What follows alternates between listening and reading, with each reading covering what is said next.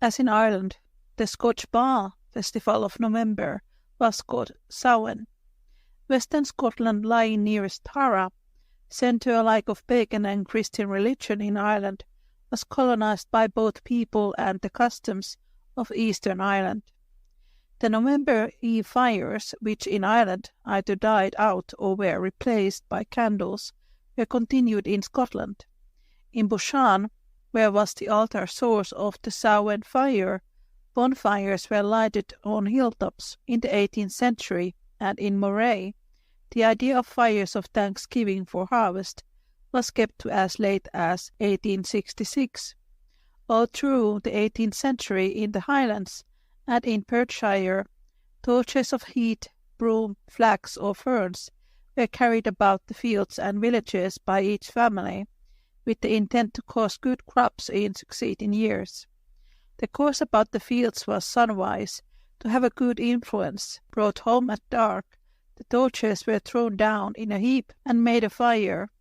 This blaze was called Shamnagan, of rest and pleasure. There was much competition to have the largest fire. Each person put in one stone to make a circle about it. The young people ran about with burning brands. Supper was eaten out of doors and games played. After the fire had burned out, ashes were raked over the stones. In the morning each sought his pebble, and if he found it misplaced, harmed or footprint mark near it in the ashes, he believed he should die in a year. In Aberdeenshire, boys went about the villages saying, "Geese a Pete, burn the witches." They were thought to be out stealing milk and harming cattle. Torches used to counteract them were carried from west to east against the sun. The ceremony grew into a game when a fire was built by one party, attacked by another and defended, as in the May fires of purification. The lads lay down in the smoke close by or ran about and jumped over the flames. As the fun grew wilder, they flung burning peats at each other, scattered the ashes with their feet and hurried from one fire to another to have a part in scattering as many as possible before they died out. In 1874 at Balmora, a royal celebration of Halloween was recorded. Royalty, tenants and servants bore torches through the grounds and round the estates. In front of the castle was a heap of stuff saved for the occasion. The torches were thrown down. When the fire was burning its liveliest, a hobgoblin appeared, drawing in a car the figure of a witch, surrounded by fairies carrying lances.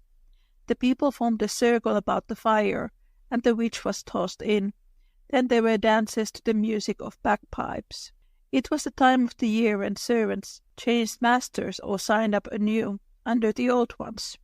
They might enjoy a holiday before resuming work, so they sang, "'Tis is Halloween, the morn is Halliday, 9 free nights till Martinmas, as soon as they'll wear away." Children born on Halloween could see and converse with supernatural powers. Mary Avenel sees the spirit of her father after he has been dead for years.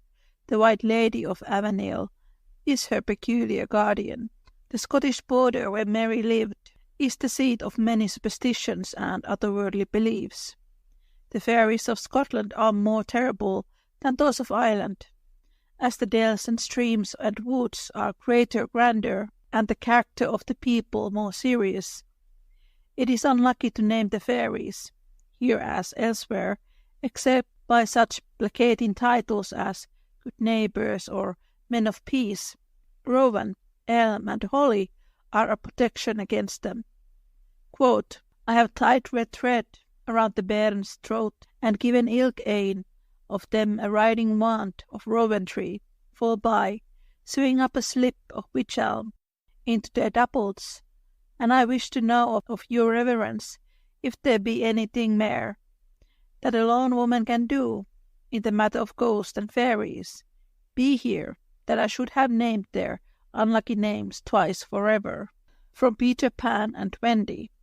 The sign of the cross is myrtle, disarmeth all evil spirits. The spirits of the air have not human feelings or motives.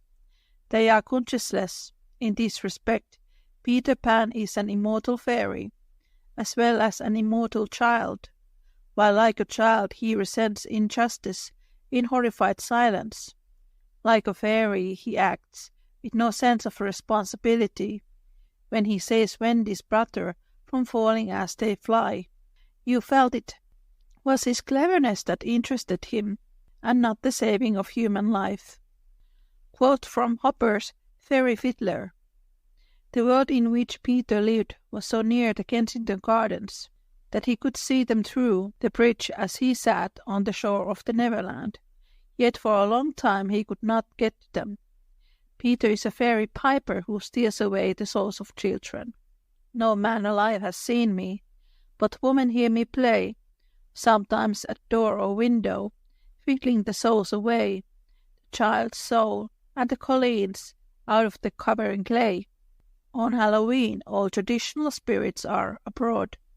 The Scotch invented the idea of Samhain, a goblin who comes out just at Samhain. It is he who in Ireland steals children, and in the Highlands whoever took a three-legged stool to where three crossroads met and sat upon it at midnight would hear the names of those who were to die in a year. He might bring with him articles of dress, and as each name was pronounced, throw one garment to the fairies. They would be so pleased by this gift that they would repeal the sentence of death. Even people who seemed to be like their neighbors every day could for this night fly away and join the other beings in their revels.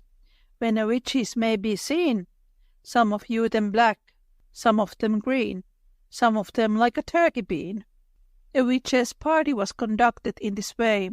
The wretched woman, who had sold their souls to the devil, left a stick in bed, which by evil means was made to have their likeness, and anointed with the fat of murdered babies, flew up the chimney on a broomstick, with cats attendant.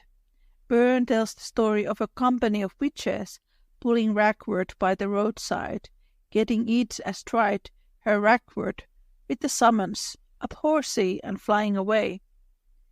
The hag is astride, this night for a ride, the devils and she together, through thick and through thin, now out and now in, though never so foul be the weather. The meeting place was arranged by the devil, who sometimes rode there on a goat. At their supper no bread or salt was eaten.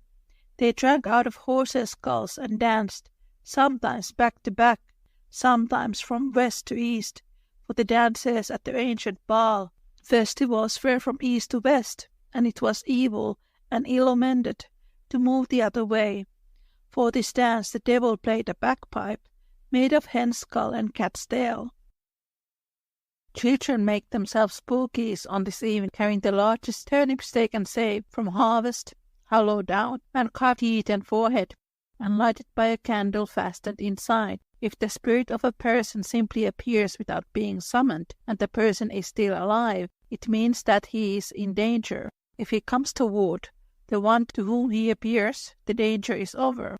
If he seems to go away, he is dying. An apparition from the future especially is sought on Halloween. It is a famous time for divination in love affairs. A typical 18th century party in western Scotland, cabbages are important in Scotch superstition. Children believe that if they pile cabbage stalks round the doors and windows of the house, the fairies will bring them a new brother or sister. Cabbage broth was a regular dish at the Halloween feast. Mashed potatoes, as in Ireland, or a dish of meal and milk holds symbolic objects. A ring, a thimble, and a coin. In the cake are baked a ring and a key. The ring signifies to the possessor marriage, and the key a journey. Apple ducking is still a universal custom in Scotland. A sixpence is sometimes dropped into the tub or stuck into an apple to make the reward greater. The contestants must keep their hands behind their back. Nuts are put before the fire in pairs, instead of by trees, as in Ireland, and named for a lover and his love. If they burn to ashes together, long happy married life is destined for the lovers. If they crackle or start away from each other, dissension and separation are ahead. 3 luckies, bowls like the Druid lamps, were filled, one with clean, one with dirty water, and one left empty. The person wishing to know his fate in marriage was blindfolded, turned about thrice, and put down his left hand. If he dipped it into the clean water, he would marry a maiden. If into the dirty, a widow. If into the empty dish, not at all. He tried until he got the same result twice. The dishes were changed about each time. The spell still remains, as does that of hemp seed sowing. One goes out alone with a handful of hemp seed, sows it across ridges of ploughed land, and harrows it with anything convenient, perhaps with a broom. Having said, "Hemp seed, I sought thee, and heard that is to be my last. Come after me and draw thee." Then he looks behind to see his sweetheart gathering hemp. This should be tried just at midnight. A spell that has been continued is throwing the glue of blue yarn.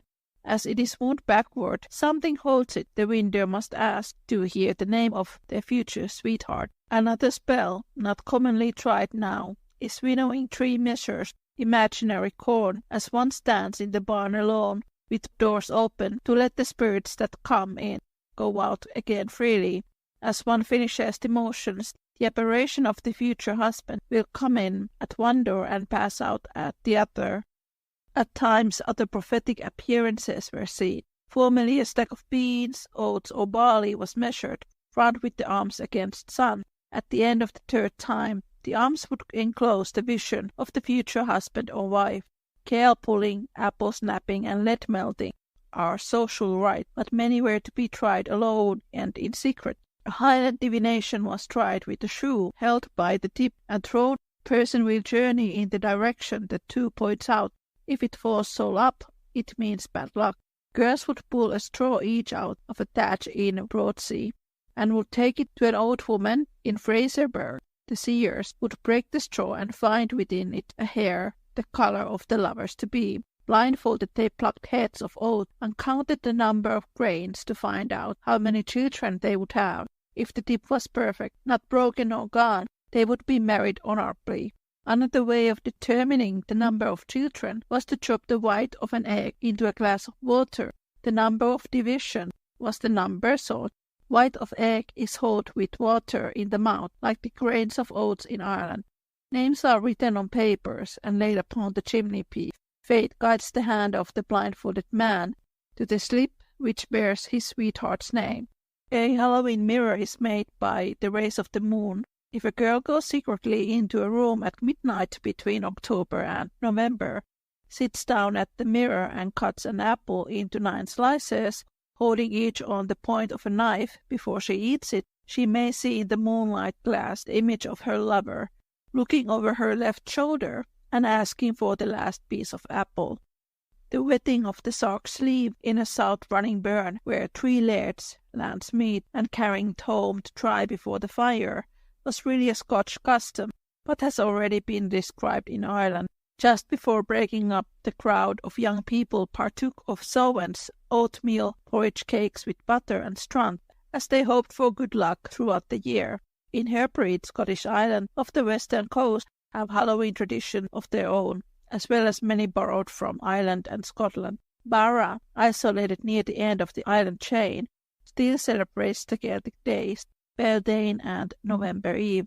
In the Hebrides is the Irish custom of eating on Halloween a cake of meal and salt, or a salt herring, bones and all.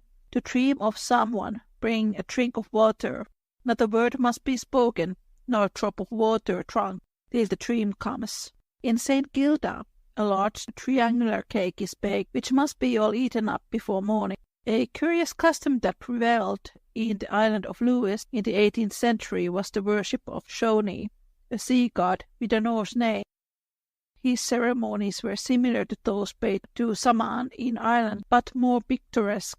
Ale was brewed at church from malt brought collectively by the people. One took a cupful in his hand and waded out in the sea up to his waist, saying as he poured out, "Shoni, I give you this cup of ale, hoping that you'll be so kind as to send us plenty of seaware for enriching our ground the ensuing year."